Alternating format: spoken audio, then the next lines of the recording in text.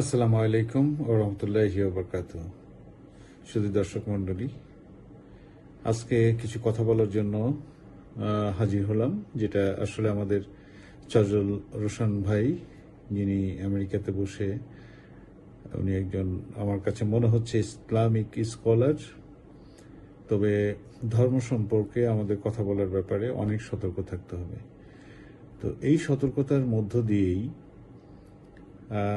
আমরা যদি প্রপার ব্যাখ্যা করতে পারি বা জানতে পারি বিষয়গুলো খুব সফটলি, সেগুলো আমরা বলবো বা মানুষের যাতে কাজে লাগে সে ব্যাপারেই আমরা কথা বলবো। অন্যথায় আমার মনে হয়, যেহেতু আমি স্কলার না, ইসলামিক স্কলার না, বা কোনো শায়েখ না, বা এই ব্যাপারে আমার অভিজ্ঞতা নাই, পড়াশোনা নাই, সুতরাং শুধু আমি কিছু কোরআনের আয়াতের কিছু পার্ট ব্যাখ্যা করেই একটা সিদ্ধান্ত দিয়ে দেব, নীতি নির্ধারণীদের মধ্যে একটা বিভ্রান্তি সৃষ্টি করবে। এটা কিন্তু ইসলামে অ্যাকচুয়ালি খুবই কঠিনভাবে নিষেধ করা আছে। তো ওনার বেশ কিছু ভিডিও আমি শুনে আমার কাছে যেটা মনে হয়, তবে আমি সেই অংশগুলোকে ভিডিওটা বড় না করার জন্য পাট ওনার প্রত্যেকটি জবাব আল কোরআনের আলোকে আমি দেওয়ার চেষ্টা করব। তো চলুন আগে ওনার আজকের একটি বক্তব্যের কিছু অংশ শুনি, যে ব্যাপারে উনি ইসলামের যুদ্ধের ব্যাপারে যে নির্দেশনা আছে, ফরজ করা হয়েছে, সে ব্যাপারে কিছু মন্তব্য করেছেন। তারপরে ওনার বক্তব্যটা শোনার পরে আমি আমার ব্যাখ্যাটা বলছি। ভাই, কোরআনে যেইভাবে করে রোজা ফরজ করা হয়েছে, একদম এক্সাক্ট ওয়ার্ড, একদম এক্সাক্ট সেন্টেন্স ব্যবহার করা হয়েছে যুদ্ধের আয়াতের ক্ষেত্রে। কোরআনে বলা হয়েছে কুতিবা আলাইকুম সিয়াম, তোমাদের উপর রোজাকে ফরজ করা হয়েছে বা রোজাকে বিধিবদ্ধ করা হয়েছে।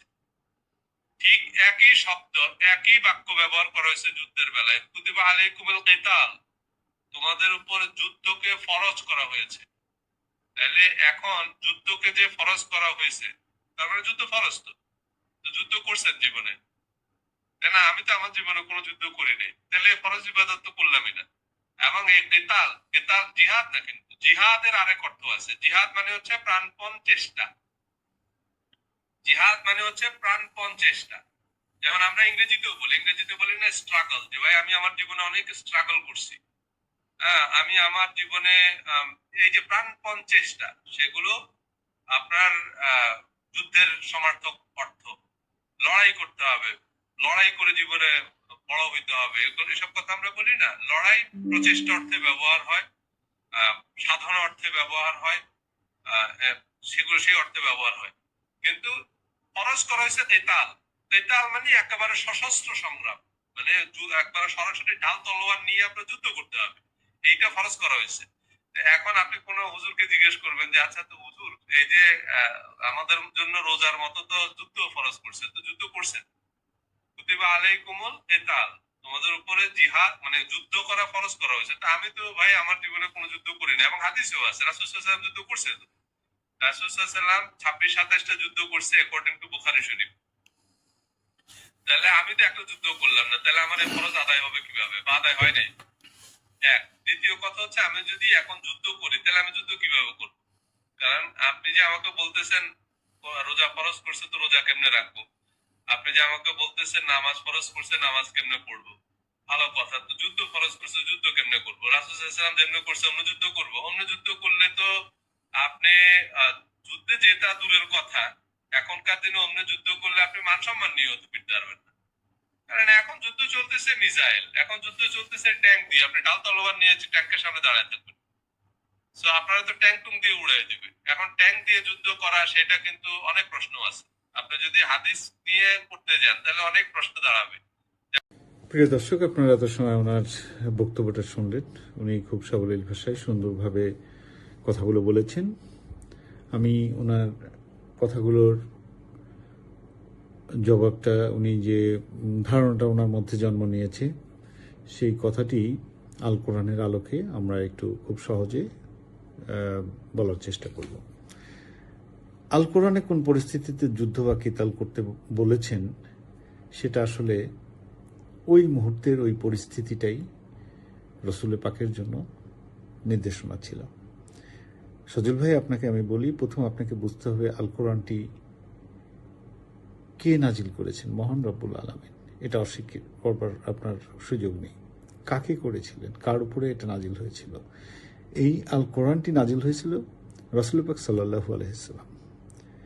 তো রাসূল পাক সাল্লাল্লাহু আলাইহি সাল্লামের উপরে যখন কোরআনটি নাজিল হয়েছে, এক একটা পরিস্থিতিতে আল্লাহ পাক জিবরাইল আলাইহিস সালামের মাধ্যমে এক একটা আয়াত, সূরা, ঘটনাস্থল এবং সেখানে আল্লাহ তাআলা বিভিন্নভাবে উপমা দিয়ে পূর্ববর্তী কিতাবগুলোর যে বিষয়গুলো ছিল, নবীগণদের উপরে যে আদেশ ছিল, তাদের আদ জাতি সামুদ জাতি কীভাবে ধ্বংস হয়েছে, মুসা আলাইহিস সালামের ঘটনা, সুলাইমান আলাইহিস সালামের ঘটনা, তারপরে আপনার এখানে নমরুদের বিষয় অনেক, পুরা আমি এত দূরে যাচ্ছি না যে এই ব্যাখ্যাটা, আর শুধু যুদ্ধ নিয়ে আজকে একটু কথা বলতে চাচ্ছি। তো যুদ্ধের বিষয়ে আপনার যে ধারণাটা যে আমি তো যুদ্ধ করলাম না, তাহলে আমি এটা এই ফরজটা তো আদায় করলাম না। তো ভাই, আপনার তো আত্মীয় স্বজন যারা জীবিত আছেন তারা তো মারা যান নাই, আপনি তার আগেও চলে যেতে পারেন। তো ওই ফরজ কাজটা তো আমি আদায় করেন না। ফরজে কেফায়া যেটা আছে, কোরআনে যেটা আদেশ দেওয়া আছে সেটাই তো। তো কোরআনে আদেশ দেওয়া আছে যুদ্ধ ওইখানে পরিস্থিতির উপরে। তো সেখানে আমরা দেখি এই যুদ্ধটা কেন কোরআনে, আল কোরআনে মহান রব্বুল আলামিন ফরজ করেছিলেন, সেটা অ্যাকচুয়ালি ছিল হচ্ছে আগ্রাসন, নির্যাতন, নিপীড়ন, আত্মরক্ষা, অত্যাচার, অমানবিকতা, এগুলোর বিরুদ্ধে যখন সীমা লঙ্ঘন করতো অপোজিশন পার্টি, তখনই আল্লাহ পাক রাসূল পাকের উপরে নির্দেশ দিতেন, জিবরাইল আলাইহিস সালামের মাধ্যমে আয়াত নাজিল করতেন যে তোমাদের জন্য যুদ্ধ ফরজ করেছে। তো আমরা দেখি আল কোরআনের যুদ্ধের ব্যাপারে কি কি আয়াত নাজিল হয়েছে। তা আমরা সূরা আল বাকারার 216 নম্বর আয়াতটা একটু পড়ে দেখি যে তোমাদের উপর যুদ্ধ ফরজ করা হয়েছে অথচ তা তোমাদের অপছন্দ, কিন্তু হতে পারে তোমরা এমন একটি বিষয় অপছন্দ করছো যা তোমাদের জন্য কল্যাণকর। এটা তো মহান রবই জানেন যে কোনটা কল্যাণ কোনটা অকল্যাণ। হয়তো ওই মুহূর্তে সাহাবারা মনে করেছেন যে এটা কেউ গড়িমসি করছেন, এই ব্যাপারে আয়াতটা নাজিল করেছেন। সূরা আল হাজের 39-40 নম্বর আয়াতেও আমরা দেখতে পাই যে এখানে আসলে কি বলা হয়েছে। এখানে আপনি দেখতে পাবেন যাদের বিরুদ্ধে যুদ্ধ করা হচ্ছে তাদেরকে যুদ্ধের অনুমতি দেওয়া হয়েছে, কারণ তাদের উপর অত্যাচার করা হয়েছে। এখানে কারণ হিসেবে অত্যাচারী ও নিপীড়নের কথা বলা হয়েছে। তারপরে আমি শুরুতেই যেটা বললাম, অত্যাচার, নিপীড়ন, নির্যাতন, এগুলোর বিরুদ্ধেই, আগ্রাসন, এগুলোর বিরুদ্ধেই যুদ্ধের কথা বলা হয়েছে।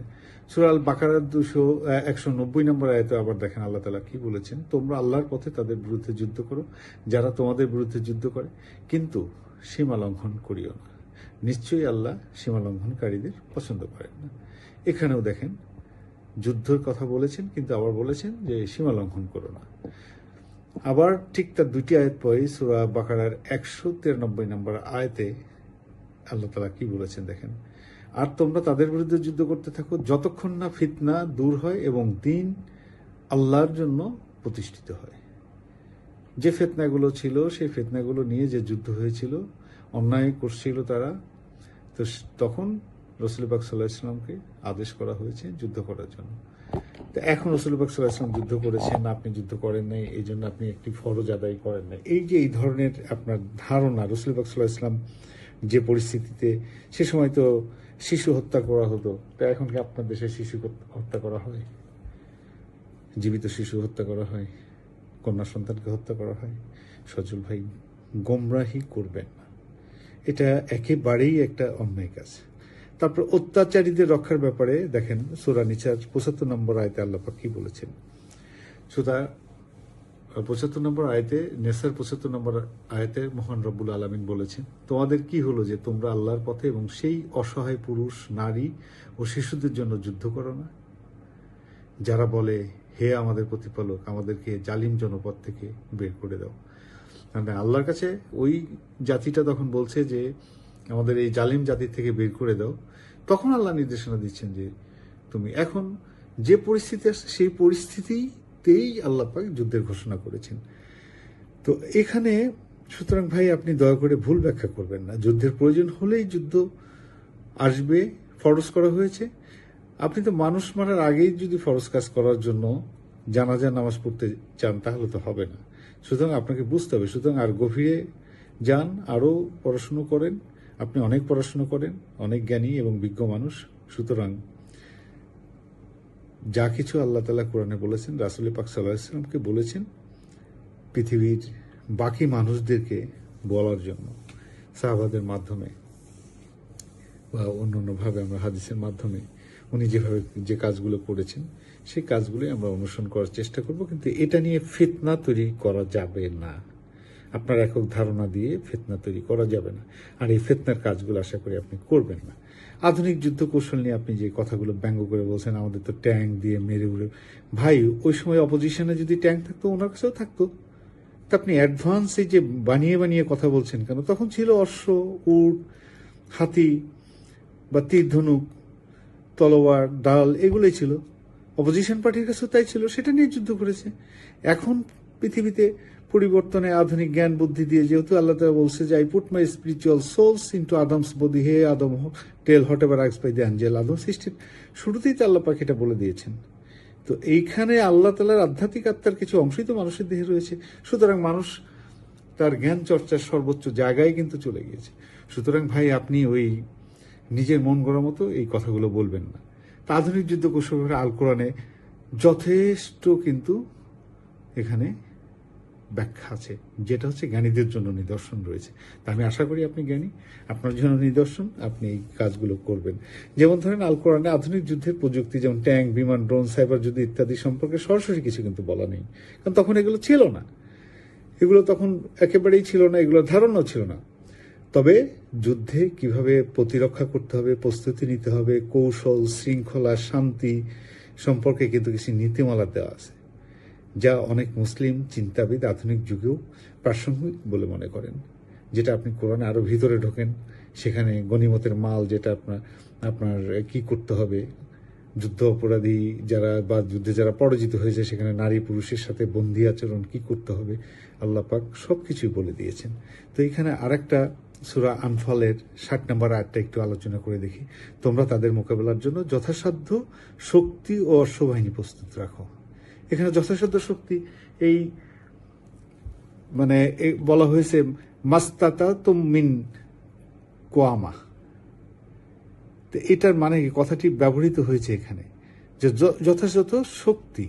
ঐতিহাসিকভাবে এর মধ্যে অস্ত্র প্রশিক্ষণ, সামরিক সক্ষমতা অন্তর্ভুক্ত কিন্তু ছিল। আপনি একটু চিন্তা করে দেন, আধুনিক প্রেক্ষাপটে অনেকে এর মধ্যে প্রযুক্তি, গোয়েন্দা তথ্য, সাইবার নিরাপত্তা, বিমান ও নৌ ক্ষমতাকে অন্তর্ভুক্ত করেন। সুতরাং কৌশলগত সতর্কার জন্য কিন্তু উনি আল কোরআনে মহান রব্বুল আলামিন রাসূল পাক সাল্লাল্লাহু আলাইহি ওয়াসাল্লামকে আর একটা আয়াত দিয়ে জানিয়ে দিয়েছেন, যেটা সূরা আল নিসার 71 নম্বর আয়াতটা আপনি যদি বলেন, হে মুমিনগণ তোমরা সতর্কতা অবলম্বন করো। তো এই যে সতর্ক থাকার ব্যাপারে আমরা যে এখন সতর্কের জন্য গোয়েন্দা ভিত্তিক কত কিছু করি, তো উনি তো ওইভাবেই তখন দিয়েছেন, নির্দেশনা দিয়েছেন। এই আয়াতকে অনেক তাফসিরের নিরাপত্তা সচেতনতা, সংগঠন ও প্রস্তুতির নির্দেশ হিসেবে ব্যাখ্যা করা হয়েছে। তো আপনি তো এই যে আপনাকে সতর্ক করেছে, শৃঙ্খল সংগঠিত শক্তি হিসাবে আরেকটি আয়াতের কথা আমি আপনাকে বলে দিই, যেটা হলো সূরা আস-সাফের 4 নম্বর আয়াত। তো এই 4 নম্বর আয়াতে কি বলছে, নিশ্চয়ই আল্লাহ ভালোবাসেন তাদেরকে যারা তার পথে এমনভাবে সারিবদ্ধ হয়ে যুদ্ধ করে যেন তারা সীসা ঢালা প্রাচীর। ভাই কথাটার অর্থটা কি? সারা পৃথিবীতে আপনি যতই আপনি এই ইউরেনিয়ামের যুদ্ধ করেন, অ্যাটমিক যুদ্ধ করেন, হাইড্রোজেন বোমার যুদ্ধ করেন, তো সব একাডেমিতেই, প্রশিক্ষণ কেন্দ্রে সারিবদ্ধের বাইরে কিছু নাই। শৃঙ্খলাটা কোথা থেকে আসে? আল কোরআন থেকে আসে। সুতরাং ভাই আপনি যেটা নিয়ে চিন্তা করবেন সেটা পাবলিকলি যখন প্রকাশ করবেন, ব্রডকাস্ট করবেন, একটু চিন্তা করে, বিশেষ করে এটা কিন্তু ভীষণ স্পর্শকাতর এবং এই ফিতনার জামানা আল্লাহ তাআলা কোরআনেও বলছেন সে জামানার দিকে আসবে। সুতরাং ভাই ওই ফিতনার সৃষ্টিকারীদের মধ্যে আপনি যেন একজন না হন। এখানে দেখেন এই যে আয়াতটা বললাম আমরা সূরা আস-সাফের 4 নম্বর আয়াতে, যে এখানে সংগঠন, ঐক্যবদ্ধ, শৃঙ্খলা, সারিবদ্ধ, নিয়মতান্ত্রিক অনেক কিছু বলা আছে। তারপরে আপনি সূরা আল হুজরাতের 6 নম্বর আয়াতটা একটু যান। আপনি আল হুজরাতের 6 নম্বর আয়াতে, যদি কোনো ফাসিক ব্যক্তি তোমাদের কাছে কোনো সংবাদ নিয়ে আসে তবে তা যাচাই করে নাও। আপনাকে যাচাই করতে বলছে, সিকিউরিটি চেকটা করেন না? আমেরিকা বাংলাদেশ থেকে যখন এয়ারপোর্ট দিয়ে যান, আপনারা তো জায়গাটা খুলে, মোজাটা খুলে চেক করে পাঠায়। ভাই পৃথিবীর 52টা রাষ্ট্র আল্লাহ পাক আমাকে ভ্রমণ করেছে। সুতরাং আপনি ওখানে বসে এই কথাগুলো বললে হবে না ভাই। তো এই সিকিউরিটির কথা আজকে আমেরিকান ইহুদি নাসারা এই সিকিউরিটি নিয়ে চিন্তা করে, আর সেখানে আমার মহান রব সূরা আল হুজরাতের 6 নম্বর আয়াতের মধ্যে আমি আবারও বলছি, যদি কোনো ফাসিক ব্যক্তি তোমাদের কাছে কোনো সংবাদ নিয়ে আসে তবে তা যাচাই করে নাও। আপনি বুঝতে পেরেছেন? তো এইগুলো যাচাই করার, তারপরে শান্তির সুযোগ গ্রহণের জন্য সূরা আল আনফালের 61 নম্বর আয়াতে আপনি পড়েন, যদি তারা শান্তির দিকে ঝোঁকে তবে তুমিও শান্তির দিকে ঝোঁকো। মধ্যপ্রাচ্যে আমার একটা বই লেখা আছে, ইরানের 3000 বছরের ইরানের ইতিহাস, আজকের ইরানের ইতিহাস, বইটি পড়বেন। খ্রিস্টপূর্ব 550 সাল থেকে আজ পর্যন্ত 2026 সাল পর্যন্ত এখানে চেষ্টা করেছি কিছু তথ্যপত্র দিয়ে লিখবার জন্য। তো এই ধরনের দেখেন 1450 বছর আগে মহান রব আমাদের কাছে দিয়ে দিয়েছেন, যদি তারা শান্তির দিকে ঝোঁকে তবে তুমিও শান্তির দিকে ঝোঁকো।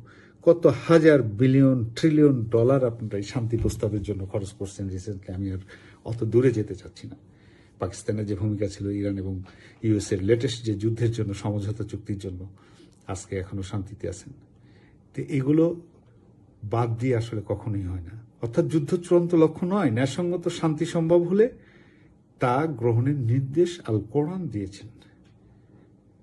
নৈতিক সীমাবদ্ধতা, আমি আরো একটি আয়াত আপনাকে পড়ে শোনাই। সেটা হচ্ছে নৈতিক সীমাবদ্ধতার ক্ষেত্রে সূরা আল বাকারার ওই যেটা আমরা আগেই বলেছি যে 190 নম্বর আয়াতে কিন্তু সীমা লঙ্ঘন করে, নিশ্চয়ই আল্লাহ সীমা লঙ্ঘনকারীদের পছন্দ করে না। এই নীতিকে আপনি কোন জায়গায় নেবেন বলেন তো? সীমা লঙ্ঘনের জন্যই তো আজকে পৃথিবীতে এত যুদ্ধ বিগ্রহ। সুতরাং আপনি এই অপব্যাখ্যার দিকে মোটেই যাবেন না। কোরআন আধুনিক অস্ত্র, আধুনিক যুদ্ধনীতির প্রযুক্তিগত বিবরণ দেয়নি, কিন্তু কয়েকটি মৌলিক নীতি আপনাকে বলে গিয়েছে। কারণ আল্লাহ তাআলা একবারেই সৃষ্টি করেন নাই যে তোমাকে বুদ্ধি দিয়েছে, জ্ঞান দিয়েছে, তুমি করে নাও। উনি তো সবই জানেন, সবকিছু ওনার নিয়ন্ত্রণে।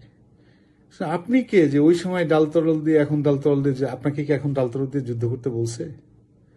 আপনাকে আয়াতগুলোর মধ্যে বুদ্ধি খাটাতে বলছে, যাচাই করতে বলছে, সারিবদ্ধভাবে ট্রেনিং করার কথা বলে দিয়ে গেছে। এরপরে আপনি কেন যে সময় যেটা ছিল সেটাকে এখন টেনে নিয়ে এসে 1400 বছর আগের জিনিসকে এখন টেনে নিয়ে এসে বলছেন যে এখন কি আমি ডাল তরোয়ার দিয়ে যুদ্ধ করব? আল কোরআনে কি আপনাকে বলছে যখন যে পরিস্থিতি ছিল সেই পরিস্থিতিতে এই আয়াতগুলো নাজিল হয়েছে এবং আপনাকে ভবিষ্যৎ একটা বাণী দিয়ে গেছেন, আপনি ভবিষ্যতে কিভাবে চলবেন কিয়ামত পর্যন্ত। এটা পূর্ণাঙ্গ গ্রন্থ ভাই, লৌহে মাহফুজে এটা সংরক্ষিত, শুধু উনি নিজে এটা হেফাজতকারী। আপনি কে? What the hell you are? সেই কোরআন নিয়ে আপনি একটা মন্তব্য করে দিচ্ছেন, নামাজ নিয়ে দেখলাম ঢালাওভাবে মন্তব্য করে যাচ্ছেন। দুঃখিত ভাই, আমার ভয়েসটা একটু চড়া হয়ে গিয়েছে। আমি চড়ার মানুষ না, আমি চাই সবসময় শান্তি, বাট আপনাকে আমি এখানে থামিয়ে দিতে চাই।